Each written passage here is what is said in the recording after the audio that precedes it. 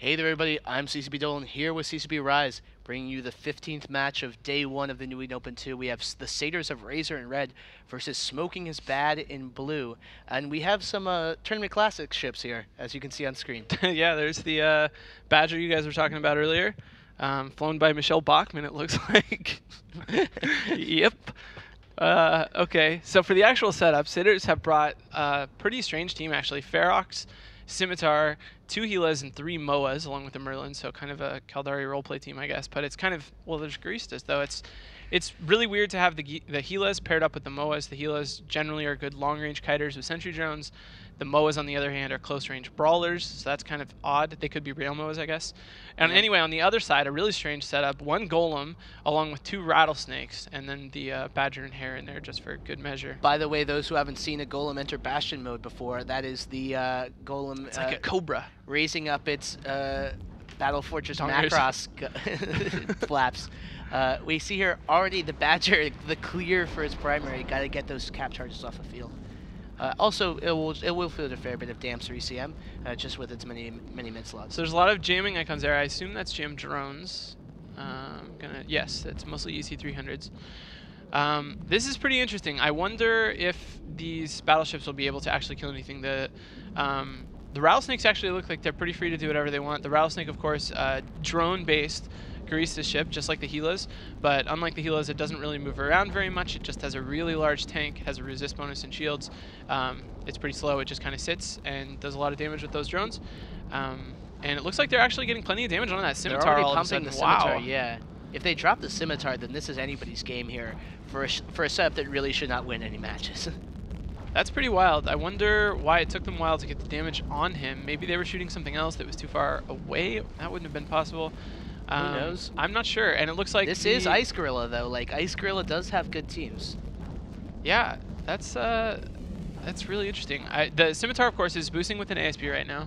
Yeah. He will run out of charges, and it looks like unless he's able to, I don't know, change something about how much damage he's taking. But the Golem is always going to be able to reach out and touch him. That's true. The Golem pretty much always will. Cruise missiles, of course, now have a long enough range just in their base, even without a range bonus, which the Golem also has, that they will shoot across the entire arena. So they'll never really be able to escape those. And it looks like they're going to be able to bring the Scimitar, although, wow, that Rattlesnake went through shields, and now he's going down really fast. What's up? So they're gonna trade the Scimitar for the Rattlesnake, but that's not really a trade they can make. That's a bad trade for sure. Yeah. They would really like to take some DPS off the field so the Golem can tank. I think what's happening the rest here of this is team. I think what's happening here is the Rattlesnake is just getting capped out. There's too many newts on these Gilas and on these Moas. The Moas, of course, have a utility high. Scimitar down. Yep, there's the Simi. The Moas, of course, have that utility high where they're probably fitting newts as well. I think they're just capping out this Rattlesnake so it can't run the booster. I mean, it's hard to say. The wow, it's going really fast all of a sudden. The Rattlesnake should be running an ASP, which is immune, but of course the hardeners and all that can turn off. I don't know. The second Rattlesnake taking quite a bit longer than the first one, it seems like. I guess it's time to see if they're able to do any damage to the rest of the Satyrs of Razor team. They did bring down the Scimitar pretty easily, but the damage for the rest of the team is just not happening fast enough. There's the chunking on the Rattlesnake. He's probably out of boosters now. They need to drop like 2 Gilas before this Rattlesnake drops. But they're not going to be able to do it unless this Rattlesnake holds on through some miracle and feat of strength. This is just such a strange match. I don't know why they're shooting Gilas instead of shooting the Moas. It looks to me like the Gilas are only running newts in the highs. That's probably what's putting all the cap pressure on the Rattlesnake, which will also be true for the Golem. But the Gilas are also probably doing less, or at least they're doing less damage per tank than the Moas. The Moas should die pretty quickly compared to the Gila because of having less base HP. I'm wondering why this Golem hasn't attempted to micro jump drive away. It really needs to get out of this cloud of newts because it's going to have no cap in a couple seconds. Yeah, that's true. Looks like it is going to kill one Gila though. Yeah, he's. I don't think he can work. Like, if there were no newts on the field, he could win this match. He could just wait him out, tank forever, and kill all these Gilas. He needs to, like, maybe shoot Moas now instead. Like, dropping the Gilas, I'm not sure. Like, because he's getting the faction tank. This is such a weird match. I don't think he's going to be able to. I don't think they were able to take enough off the field before the Rattlesnakes went down. It's obviously such a huge chunk of their damage. Tanking. He is for now. He's tanking and he has no new pressure So on him. the problem is that he has. That's true. There is no more newts, which is really strange actually. I wonder why that is. Maybe the Gila capped itself out and so it stopped newting him. The newt's back on now. Yeah. But I was gonna say he's kind of in a situation where there's two options. One, he has an ASB, in which case he'll run out of charges and then he'd be in trouble. The other option is he has a normal shield booster, which might allow him to actually tank for the entire match. Yeah. But in that case, he's really cap sensitive. So if they are able to neutralize him, he'll just run out of cap. Although, at this point, there's probably only that one Gila running newts, maybe the Ferox as well. Yeah. I think MOAs have been changed recently, and I'm not sure if they do have that utility height. Yeah, I don't think so. I think they're just blasters on top. They do quite a bit of damage. It's been and a now, long time since I've flown my MOA. Yeah, I'm just trying to tell what kind of tank the Golem has. It's still boosting, and it's been boosting for quite a while, so it's possible that it's actually just a normal shield booster. And in that case, it's more a question of whether or not he can keep his cap up. Yeah. And he won't be able to keep it up just passively, of course. This He's MOA got is some new consistently pressure. capping itself out. You Or mean at the Gila? least- Yeah. Yeah, sorry. The Gila is consistently capping itself out. Like, he can potentially survive here. He's nearly full shields. So yeah, he's still running a shield booster. I'm worried about his cap. Even if, now Marauders do have pretty big cargo base. So if you brought cap boosters to run a cap injection. And have they killed that Badger wreck? Yes. Well, I guess I don't know. You can check. That's what the computer. That's a good point, though. That might be what that's for. If he's sitting no, next, they haven't killed it yet. if he can approach that Badger wreck and pull some cap charges out of there, that would be pretty I can't tell if hilarious. he's close enough to be able to do that now. It doesn't look like it. Yeah. And he would have to come out of Bastion, which is a bad idea. He's actually out of Bastion right now. No, he's not. Or it doesn't look like it anyway. You can see from the rep bar. The boost Oh, bar wait, did is it in- drop all the way down? He's still got his fangs up. Oh, I guess he is still in Bastion. He's maybe just capped out and out of ASB. Yeah, see, if he's just running a normal booster, He probably has a normal booster and an ASB, and it's reloaded now, see? yeah, he was. Oh, wow, there goes the big chunks back. Yep.